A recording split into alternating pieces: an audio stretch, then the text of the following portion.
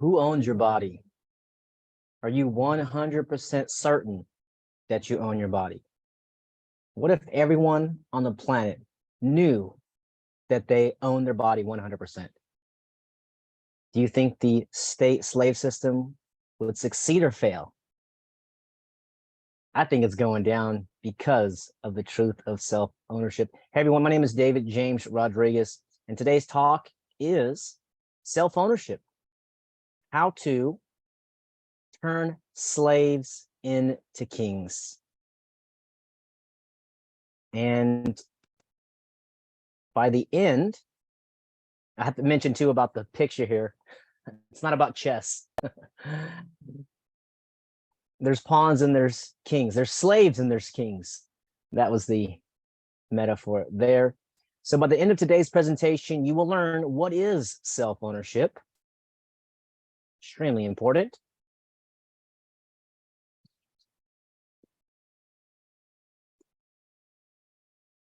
Why self-ownership is the most important principle of freedom.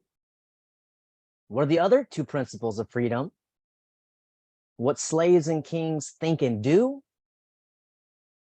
How the truth of self-ownership can turn slaves into kings.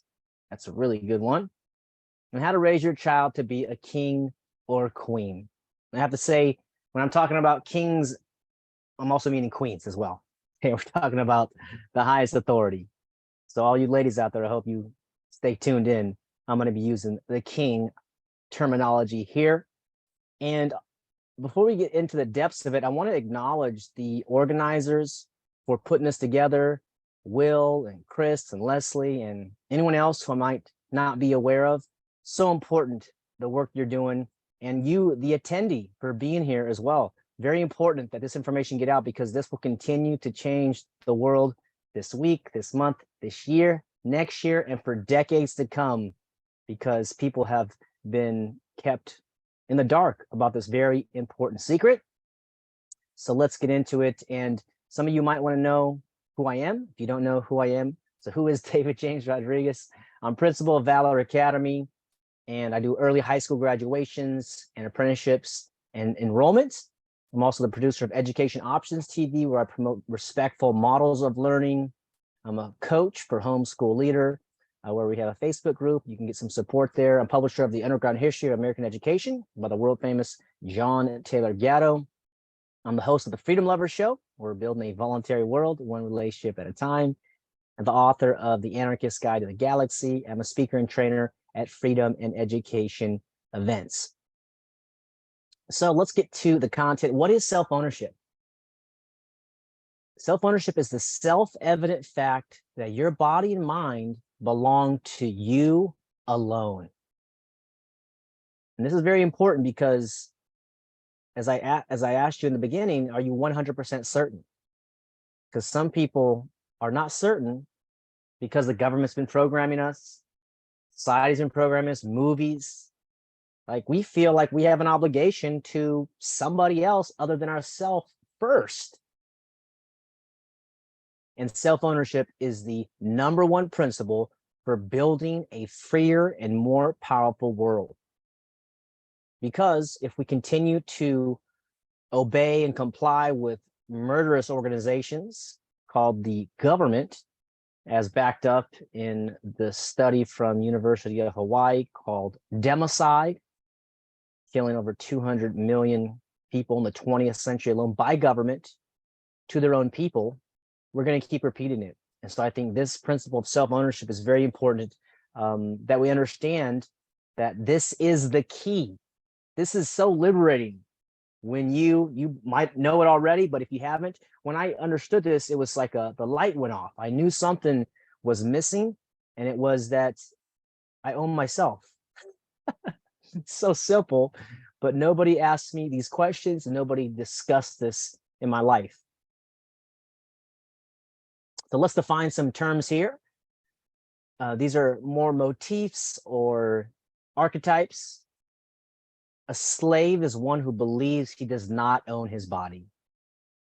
And it's a tough word, but isn't it time that we have tough conversations with ourselves and others? This doesn't mean we have to go blasting, calling people slaves. This is for your own thinking and your own private mind. And I have these variations too of the slave mindset that I learned in the government monopoly compulsory school system, where they teach us to be slaves and we got to get permission to go to the bathroom and get a drink of water. This is slave behavior. A slave is not the highest authority over his mind and body. So, and this is, we can put God aside. I know some people say, well, God owns my body and mind. That's fine too. But earthly authorities, city, county, state, and federal governments, do they own your body? Do they own your children's body? Of course not. But what do they tell you? You have an obligation to society. You gotta, taxes are the price of a civilized society. Are you kidding me? Taxes are robbery. And we'll get into that a little bit later. What is a king or a queen? A king is someone who knows he owns himself. Notice this is not a belief. This is true knowledge. This hand right here, this is my hand. This one, the hair, the body, this is all mine. And young people can get this too. Anybody can get this. It's so fundamental that the great self-ownership awakening begin. And it's been going on for a long time, actually. I've seen a lot of different places around the United States, around the world, where this is happening. And it's very, very hopeful to know that these ideas will not be stopped. A king is the supreme authority over his body and mind. Again, putting the divine providence, which beats our heart and keeps the sun moving or whatever's going on out there in space. Who knows what's happening, but this is my body, and the body that you're looking at is yours. Those eyeballs are yours. Those ears are yours. 100%. Nobody can make claim to that unless you willingly give them up, which is a very important word and distinction. So what's this guy? He's breaking free. This is the slave breaking free out of the mindset, out of the belief that somebody else owns him or his mind. This is how we got to do it. This is what's so exciting, is that people are starting to break free. We're not asking permission. We're not asking the authorities. We're doing it. Some of you guys might be familiar with the exit and build strategy, which is exiting all these coercive systems and build what we want to create. It's a lot of work, but it's a real solution. We don't have to beg or petition or do these kind of things. Now, if you're doing those political activities, I got respect for you because you're taking action. That's more than most people. Most people are complainers and they're not doing anything. They're just sitting on the couch complaining. But if you attended this amazing event, the Trivium, Freedom Under Natural Law, then you're taking action. So there's a bunch of different ways to take action, and this guy's doing it for himself. He's freeing himself. So I want to share a little bit story of what was going on during the Great Plandemic. What were you doing? Do you remember all of these people all of a sudden getting empowered by the state to tell other people to wear a mask and you have to do this, and then eventually you got to be injected with this untested and now proven poisonous shot that now all these studies are coming out, the Cochrane study, and just, all these the facts are coming out about this agenda. What were you doing in 2020 and 2021? Now, this is not to, again, shame or guilt anybody out there, but this is a reflection of how you were being. Because I know good people who bow down, and after I kept going into stores and it was a war every time, there were some times where I put the mask on. But for the most part, I wasn't. And of course, didn't get the jab, but it was a battle every time. And exemptions and the public accommodation and all these laws. Well, we saw that these people don't care about the law. They don't care about morality. All they care about is the television, that they're watching, the experts and authorities. So this is all going down. Statism is going down. And statism is the belief that the state has a higher authority over your body and life than you do. And they're in trouble. These guys who put this whole thing together are in trouble. Not necessarily from the state, from the people. The people are very upset. So this is a reflection in modern history. This is the strongest propaganda campaign I've ever seen in my life, and maybe your life too, of forcing people, confusing people, turning people against each other, shutting down churches, restaurants, bars, beaches, nature. Unbelievable. So if we stay silent, if we keep complying, they will continue to do that. This is kind of a litmus test. So slavery is upon us, and we have also freedom is upon us. This is why we're turning slaves into kings, because this principle, once you know for a fact that you own your body, for sure, now you can choose to comply or not. But some people obey government because they believe government's legitimate. But if you've read Lysander Spooner's amazing essay from 1870 called The Constitution of No Authority, you would know that government is just a gang. And it doesn't mean everyone in government's mafia or bad. My parents worked for the government in the school system and parks and recreation. They're good, loving people. But statism is this slave mentality where they don't even know who owns their body. They don't even know that the fruits of their labor belong to them, and that taxation is robbery.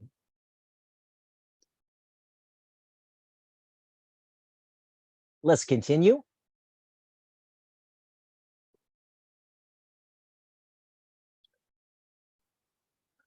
Why is self-ownership the most important principle of freedom? Because it is the fundamental truth that all other principles depend upon. It is the foundation. It is the building block. And this is why they could pull a pandemic, because most of our neighbors don't know this. So I invite you to write that question down: who owns your body? And begin asking that question strategically or directly, wherever you can. Because if they don't know this fact, then they're just going to bow down for the next pandemic, the next alien invasion, the next, what else is there? All these crazy agendas. But then self-ownership deals with personal responsibility.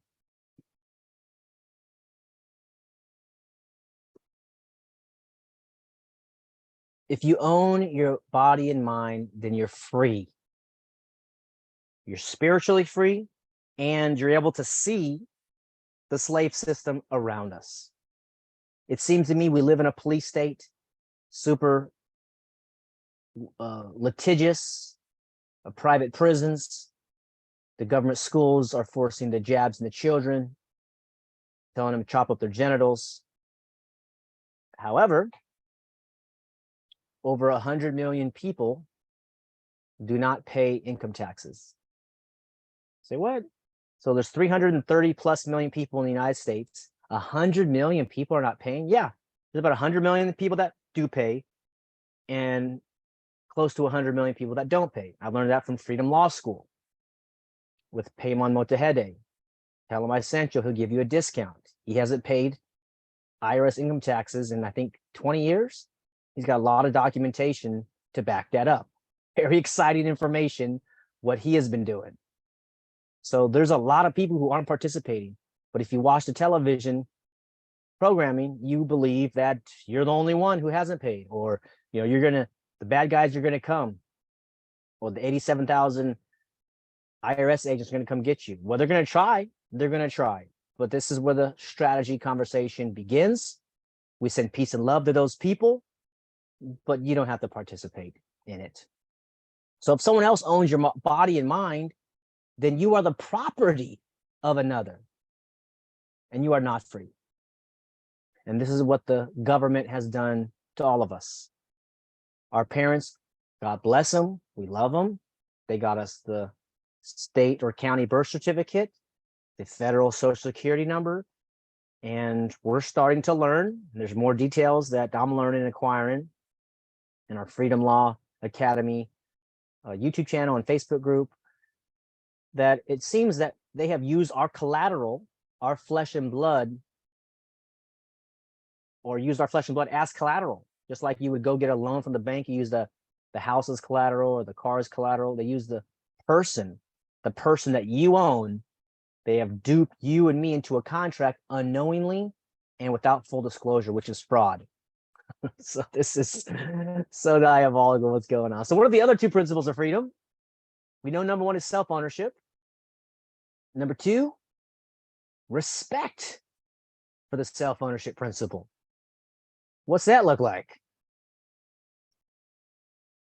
You respect others' right to do whatever they want by not initiating harm against their person or property, so long as they're not initiating harm against someone else, someone's person or property.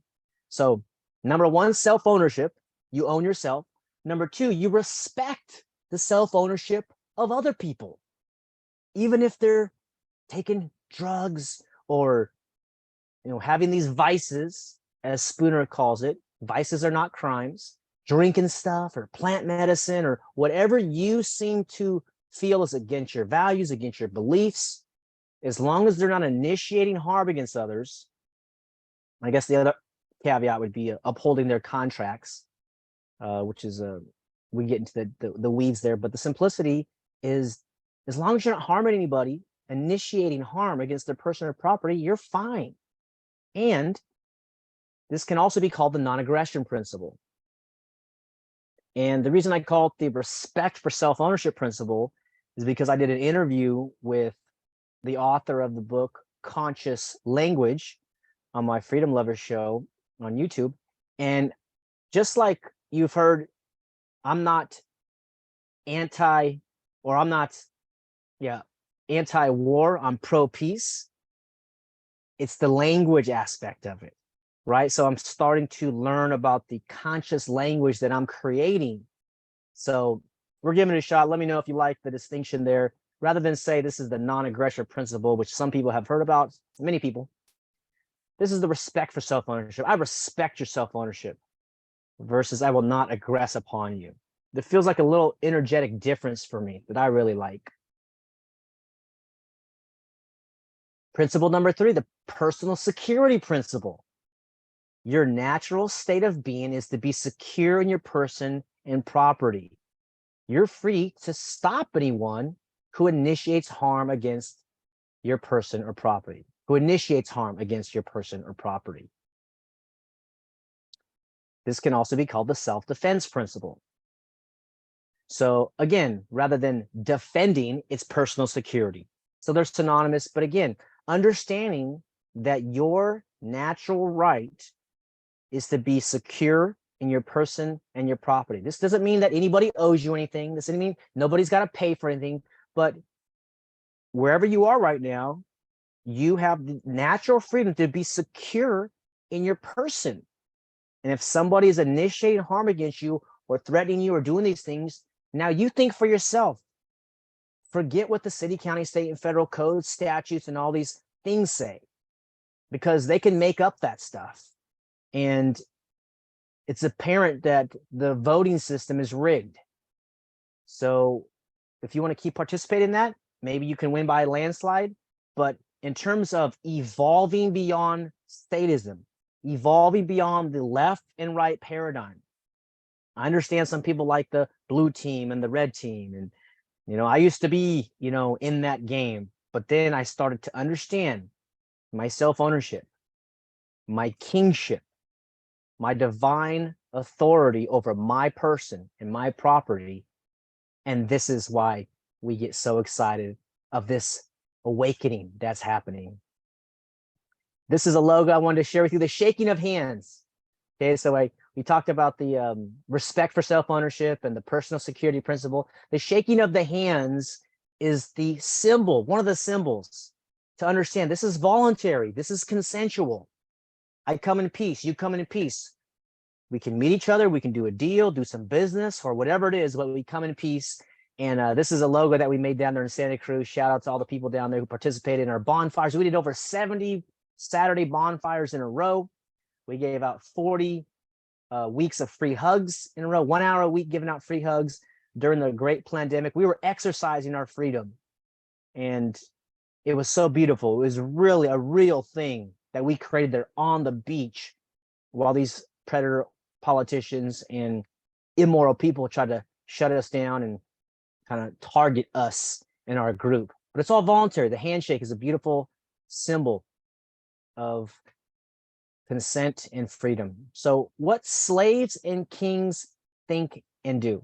I know that's kind of bad grammar, but that's what I titled it. A slave thinks someone else is responsible for my life, liberty, and happiness. This is a childlike mindset as well. And we'll talk about the children towards the end. But you know what a king thinks? I'm responsible for my life, liberty, and happiness. I'm responsible. Very powerful phrase I've learned for some multiple mentors. Those three words, I am responsible. Anytime you're feeling down, anytime you're feeling the world is against you, anytime you feel disempowered, say those words. Not only is it the truth, but you step into that power and you start to activate that mindset, that brilliance, the thinking, the creative imagination, the resourcefulness when you say I'm responsible. A slave thinks I can't do it. A king thinks I can do it. Again, these are motifs, okay? And of course, if you try to pick up 1,000 pounds and you can't do it, but it's the general gestalt, the general big idea. And this is why the government schools and why I'm so passionate about that, because they train us to think I can't do it. They train us to think I'm not good at this. I'm not good at that. And then pretty soon our limitless possibilities and potentials shrink, shrink, shrink. And now I can only be a clerk, or I join the military, or I can only buy stuff, right? All these things which have been very specifically detailed. And you can read that book, The Underground History of American Education, or check out John Taylor Gatto. He goes deep into these things. His YouTube channel, very powerful videos that we've uploaded there, so you can know, why do they want to grab your children? They want to put this mindset into them. A slave thinks someone needs to fix this. And I love my family and friends, even though some of them say this. Someone needs to fix this. Okay, how about us? The king thinks, I will fix this. If I can't, I will learn how or find someone who can. Big difference. You can feel the energy, right? A slave waits for others to tell him what to do because he doesn't have any goals he's committed to. And that's what schools teach: waiting, waiting, waiting, waiting. Gatto has a great quote, which is his: waiting your turn is not a good way to achieve your goals. Something like that. I might have slayed the quote, but what are you waiting for? Let's go. Let's build freedom. Let's spread peace. Let's spread love. Let's get independent food for us. Let's build our own hospitals, build our own grocery stores, make our own media stuff. And that's why I respect the producers here at this event and all the producers that are doing independent stuff. They know we can't trust the corporate poor media, or what do they call it? The prostitute media. Sell out the big pharma. We all know these guys are criminals and thugs and immoral people. Many of them are eugenicists. Absolute diabolical. A king knows what he wants and takes action to achieve his goals because he's committed. What are you committed to? Do you have goals? Have you written them down? Put them in your phone? Are you reading them? It's a good strategy. If you study success, that's a great strategy, because for 12 years, I went to public schools. Did you? I was following along, doing what I was told. Get a diploma, and I didn't know what I wanted to do. But then I'm like, business. Let's go to college for business. It's so interesting because I was in college and I read Rich Dad Poor Dad by Robert Kiyosaki, and I did all the paperwork to drop out of college. And my parents were like, no, please don't drop out. I was 2 years away. I had been in college for 3 years. And I said, no, I'm going to start this business. And then my grandfather, who was in his 90s, maybe he was 89, he wrote me a letter and he says, Dave, my biggest regret in my entire life is I never got my college degree. And here I am, 21 years old, reading this from my, respected, kind grandfather. And I'm like, oh gosh, maybe I should suck it up for 2 more years and go back. Okay. So I did. Not because I wanted to, because I thought older people were wiser.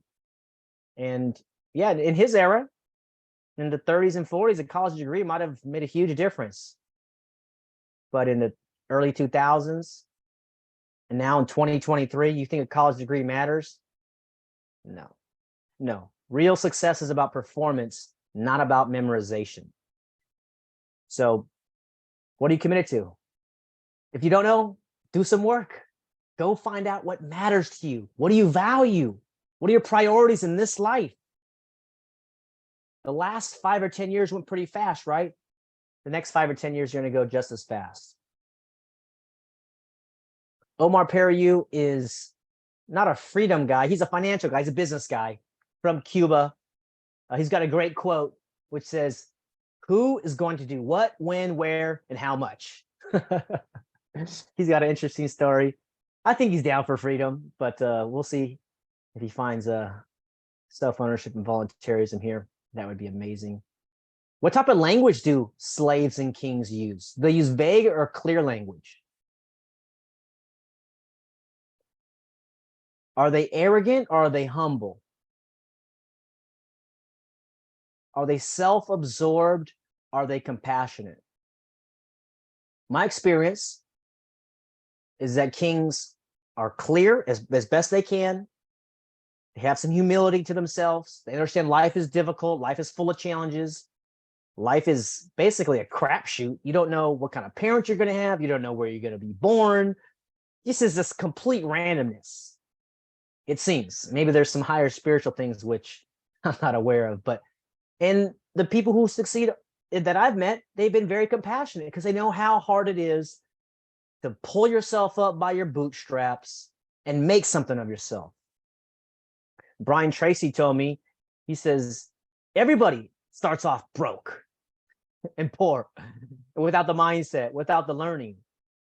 It's like, oh, unless you inherit money and then they have a whole nother set of problems. But everybody at the beginning starts with nothing. Have you heard of the guy, Roberto Benigni? He's a really funny Italian comedian, and he was in the movie, what's that movie? Oh, such a good movie. It won best film. You'll see. Anyways, he was giving his acceptance speech at the Oscars, and he says, I want to thank my parents for giving me poverty. So anyway, slaves are very vague and they're arrogant, very arrogant people. And of course, there's some like rich people, but I'm talking about the mindset, the two distinctions, the honorable people. They're humble, they understand, but the very arrogant people, to my opinion, is a slave-like mentality and self-absorbed. It's okay to have self-love and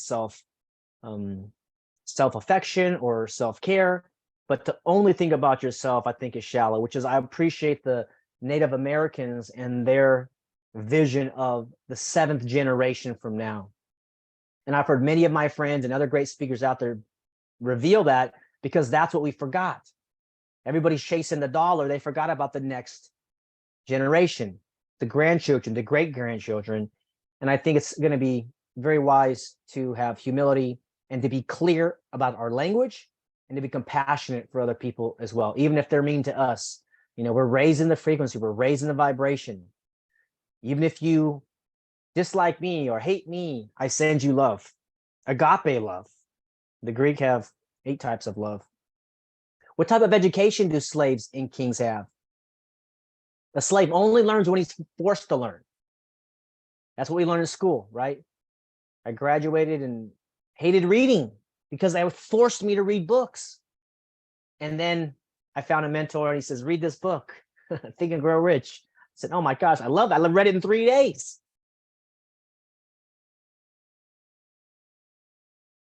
Forced to learn is called obedience training. That's what Gatto proved, to become consumers, clerks, and soldiers. I want to say, if you know somebody's going to become a soldier, watch the movie The 4th of July with Tom Cruise. Something about the 4th of July. Very powerful film about what really the military is about. A king learns whenever he desires to acquire more knowledge, skills, or experiences, just like you. So if you're watching this right now, I want to acknowledge you for being a king or a queen. You don't get any grades for this, you don't get any transcripts. You're doing this to get some new knowledge, get some new skills, some new thought processes, maybe learn about this community that's very exciting and growing very quickly, but not being forced to do it. This can be called leadership training, or it can be called self-directed learning. That's why the schools don't allow your child to select what they want to learn. Because once you have the confidence and the freedom to decide what you want to learn, you become a leader. And now you read fast. And now you're going out there and taking action and doing stuff. They don't want that. The state needs slaves, but humanity needs kings and queens. And that's why it's so beautiful to see you here. There we go. That's our guy right there, thinker, the thinker meme. So one of the best questions we got here is, how can the truth of self-ownership turn slaves into kings? Again, these are my philosophies, and you don't have to accept it as anything other than my, opinions. But what I believe is that self-ownership is the key fact for liberation amongst slaves, because it empowers them to think and act in their own best interests instead of their masters. What is the best thing for you? Take some time to think about what is needed in your life and make yourself the priority. Forget the masters. Forget the predators and authorities out there. Forget your parents. Forget other people. Think about you. Of course, help your parents later, help the family later if you want. But the most important person on this planet is you, in your body right now, here with me. Thank you for sharing some time with me, and proceed to the next phase. Some slaves feel moral obligation to their slave masters and feel it's wrong to run away or follow their own code of right and wrong. So, of course, we're talking about physical slavery at this point. And if you do some research, you'll find that some slaves are like, hey, and of course, this is one of my gripes with the Bible, is that in Romans 13 says, God appointed these authorities over you, so be a good slave. Like, I don't agree with that one. So what is your own code of right and wrong? Do you think it's okay what's going on? They start getting active and start saying something, start doing something. That's what time it is right now. It's time to get into action. And so, like some statists, they feel it's wrong to keep their money and avoid being robbed by government, called taxes. And then they use this money to initiate harm against peaceful people. I think they've sent over $80 billion to Ukraine. And I think tens of thousands of Ukrainians have been killed. Who's paying for that? Where are they getting that money from? And of course, they can print it now at the Federal Reserve. We learned through many great people like Ron Paul and G. Edward Griffin and his book, The Creature from Jekyll Island. So what does it mean if they use your money to go buy guns and bombs and go harm peaceful people? That means we're participating in the slave system. And we don't have to do that. Let go of the fear. As I mentioned, Freedom Law School can help you. All kings know that they own themselves, and no one has a higher authority over their bodies than themselves, which means they're free to pursue their own goals and dreams. Imagine that. If you had no obligation to anybody except yourself, to go for it. You can. That's what we're saying here. That's what I'm saying here. The kings know that. You don't need permission to do what's right in your own mind and pursue your own goals and dreams. Kings seek cooperation amongst other peaceful people. That's what I'm looking to do. I'm looking to make peaceful agreements with people. Let's make peace. Aren't you sick of the wars? Ukraine, Afghanistan, Iraq, Kuwait, just in my lifetime, Vietnam, Korea, World War I, World War II, and everything in between. So many you can't even list. About the black operations they don't even tell us about. Aren't you sick of seeing innocent people get massacred by the government who proclaims liberty and justice for all? Is a cockamamie mind control situation. And if you guys didn't know, the word government, this is a fun one, the word government comes from the word gubernare mente, which means control of the mind. So the slavery that we're seeing now is no longer the chains. That's too obvious. Now it's up here, and now we're breaking free. That's what this conference is about, and that's what so many other people are doing out there. We're breaking free from the mind control. It is no longer okay to sit around and let this happen to us, because the children are next. And according to, was it Klaus Schwab, and all those predators at the World Economic Forum and Davos and all these people who think they're better than you, they're not. They call 2020 to 2030 the decade of transformation. They're trying to transform everything. They're trying to take their freedom back, the consciousness of freedom back, and they're not going to win because of you and me and all the thousands and hundreds of thousands and millions of people who are discovering these self-evident truths. Kings will not cooperate with violent people and may even exercise their right of personal security to protect themselves, loved ones, or their property. There's some great videos made by Corey Endralat recently about nonviolence. Very powerful. And whether you believe in nonviolence or not, there's some great videos. And he was talking about Gandhi, how Gandhi said that suffering is the highest level, I think he said, of love. Because if you have a violent person with a non-violent person, it's easy to see who the thug is, isn't it? But if you have a violent person, somebody who's defended themselves, now it looks like a fair fight, regardless who initiated it. So suffering is very powerful because it reveals to the aggressor that he's the bad guy, and also to the onlookers. And I think there's some merit to that. It's a very, very persuasive video. I think the essay was by William Lloyd. But we don't have to comply. When we were down there at the beaches, we didn't comply. In fact, when they came up and tried to close us down at the beach, God bless these, compartmentalized state thugs. You guys got to get off the beach. Yeah. And we live stream and say, is this your beach?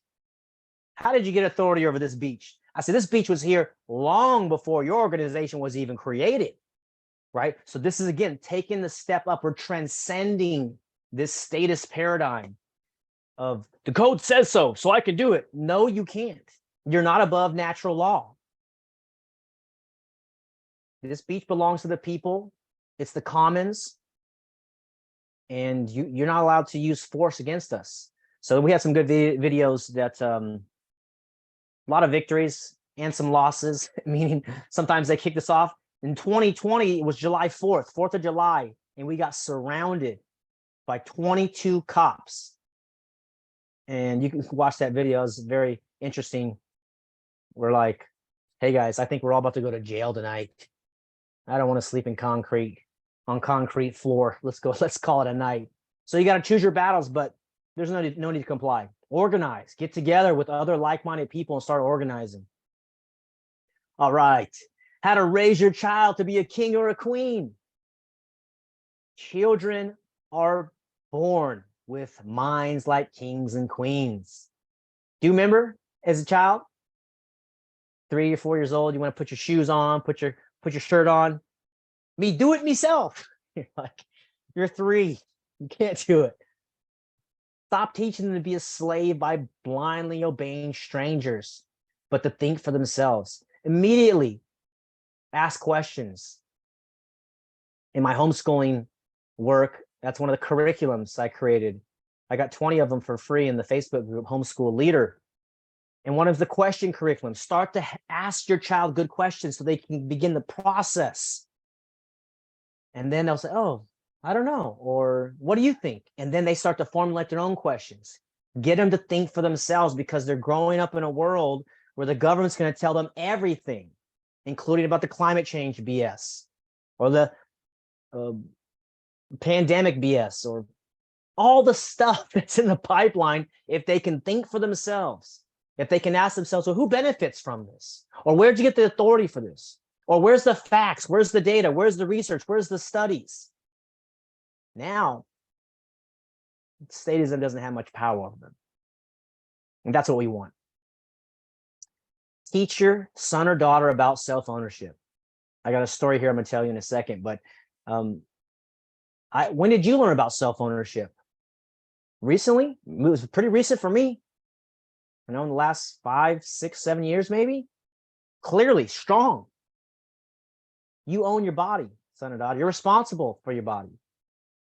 You like those teeth? I'd recommend you brush them. If you don't, they're going to fall out. You like that skin? Take care of it.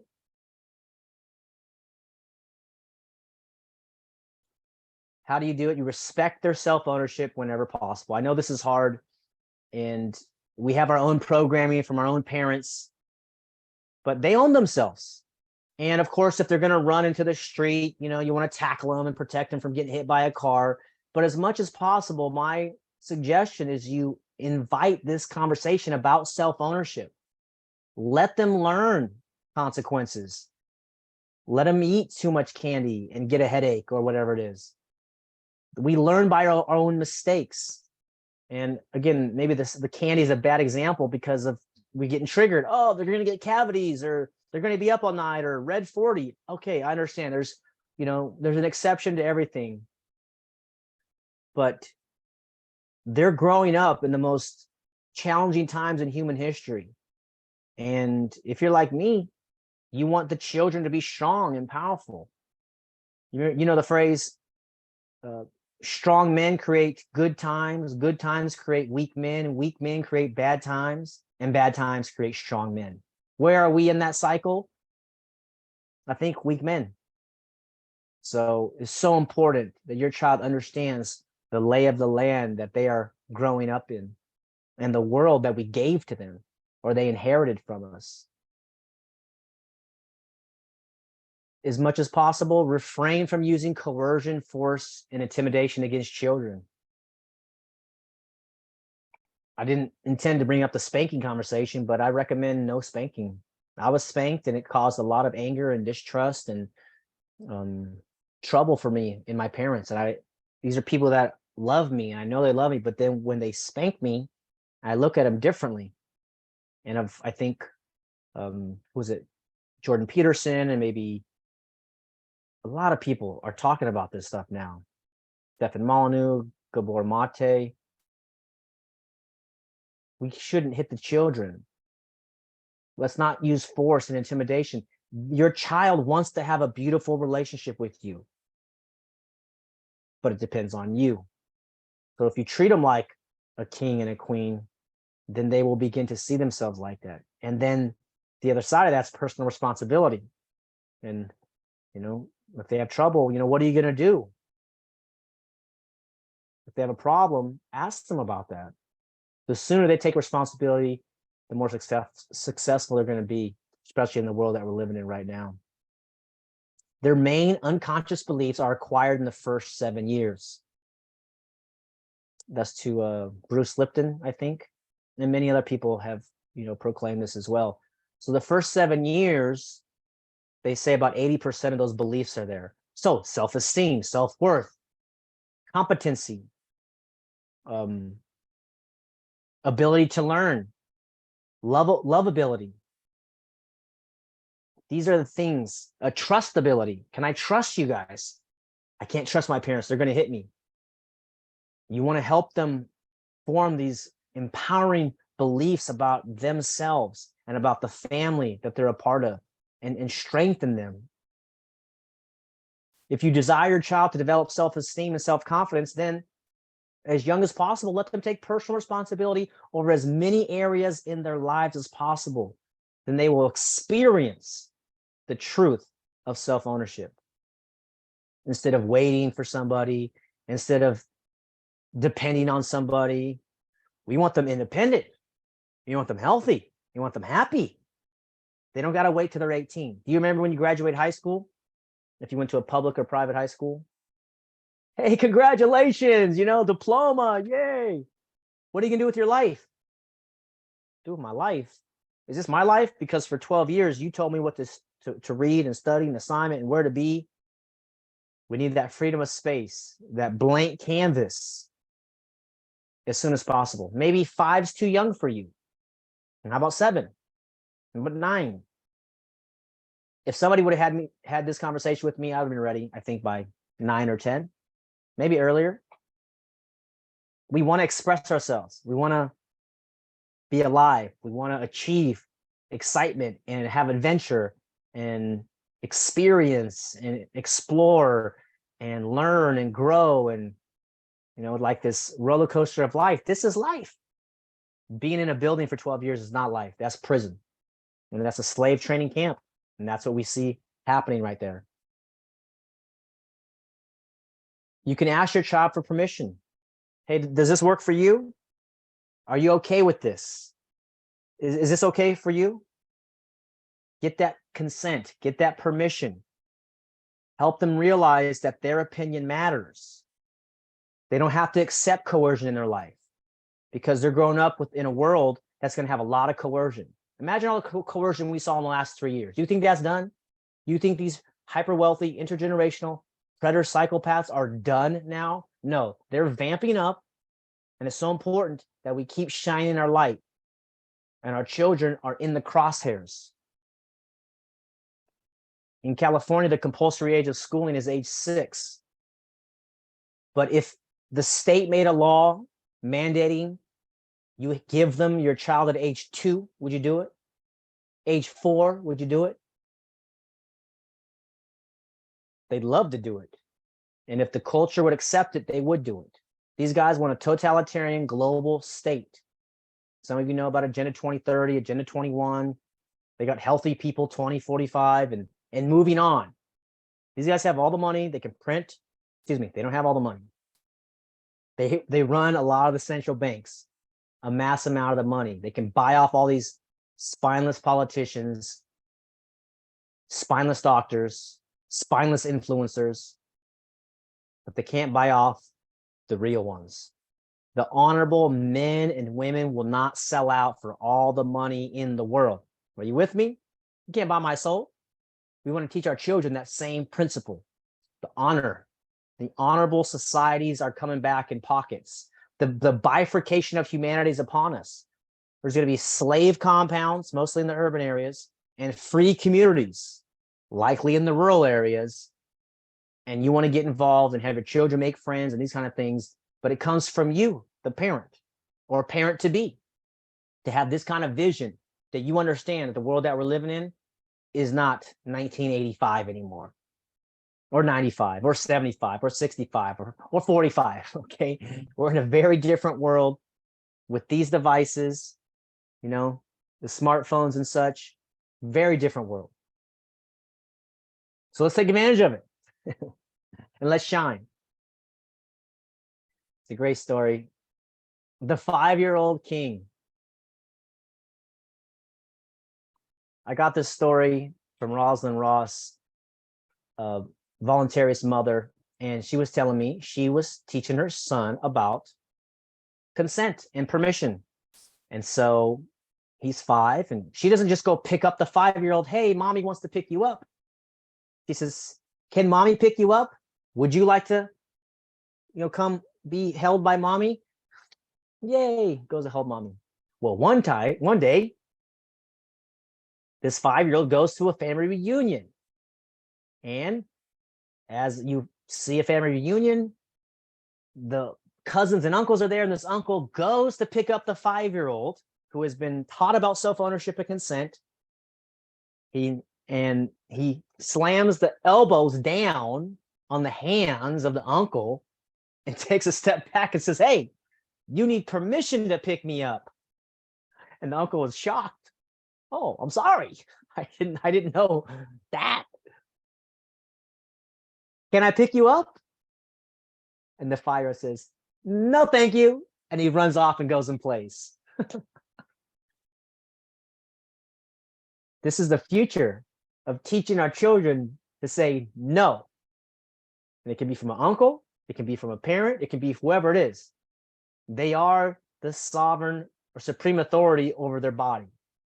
Again, I want to reiterate, I'm not saying let them run around in the street, but the mindset is there at age 5, 6, 7. They want to be free. They want to experience their power. Yes, they're going to fall and scrape their elbows and knees. And, I hit my head on a locker when I was 3 and knocked my teeth out when I was 7 or 6, But I think that's why divine or nature or God's source gave us 2 sets of teeth. That's a philosophy that I have. We'll see. It seems that there might be some reason to that. Isn't that a fun story? So in conclusion, self-ownership is the #1 principle for building a freer, more peaceful world. And it's growing it, and it's going fast. Self-ownership is a self-evident fact that your body and mind belong to you. It is self-evident that this is my hand, and that's your hand, and that's your head and body and feet and toes. That is self-evident. You don't need permission or authority or approval from anyone. That's self-approval, self-acknowledgement. The most important principle of freedom is self-ownership, because it is the fundamental truth that all other freedom principles depend upon.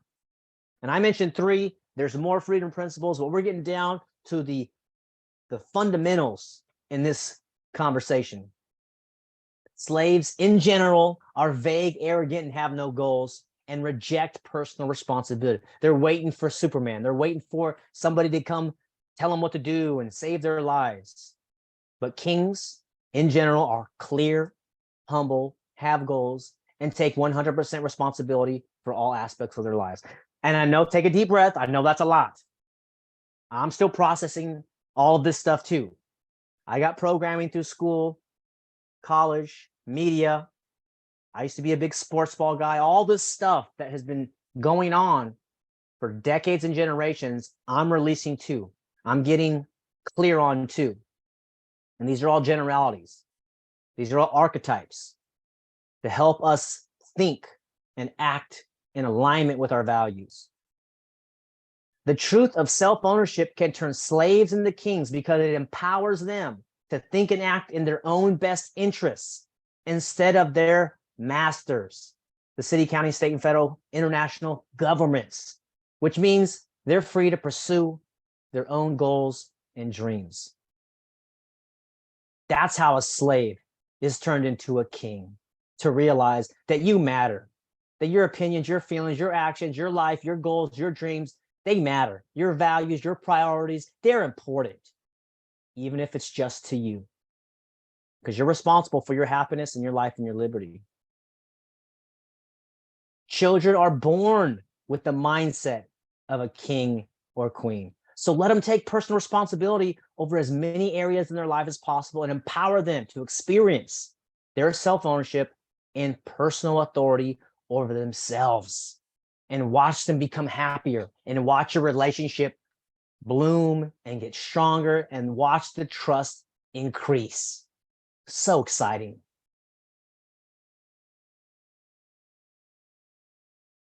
I want to thank you for taking your time and energy to take a look at this idea of self-ownership and how to turn slaves into kings. You're welcome to contact me. You can hire me to help you remove your child from government schools. I do early high school graduations, homeschool consulting, or you can enroll them in my academy. And that way you have an umbrella a protection around you. You have access to me. I am the principal of Valor Academy. You can email me at info@the Academy, and you see my link tree and a personal website there. So I want to thank you for joining this amazing conference. Thank you for all the organizers. Thank you for being here, and let us continue to build this freedom under natural law. And I should say this last part about the trivium. It's the name of the conference. The trivium I learned from Richard Grove, and it really was helpful, and a little bit from John Gatto. But you have the grammar, the logic, and the rhetoric. And then here we see it is knowledge, understanding, and wisdom. And so the essence is that there's knowledge and there's facts and figures. Together, you put it together and have understanding. And then wisdom is to go share that. And that's what we're doing here. Self-ownership has been so impactful and empowering in my life. I felt compelled to share. I felt excited to share. And I think as we get these ideas out there, more and more people become liberated and become and embody the actual king that they are, the queen that they are. And we will continue to build freedom today and tomorrow with voluntary solutions, with a focus on the 7th generation and cooperation amongst each other, because we are living in the most exciting time in human history. Freedom is rising faster than ever. And these are the solutions that we can share with the world. And it's just an honor to spend some time with you. I look forward to meeting you in real life. You can contact me in those areas and find me online as well. So I send you peace and love, and we'll see you next time as we build freedom today and forever and build a voluntary world, one relationship at a time. Thank you.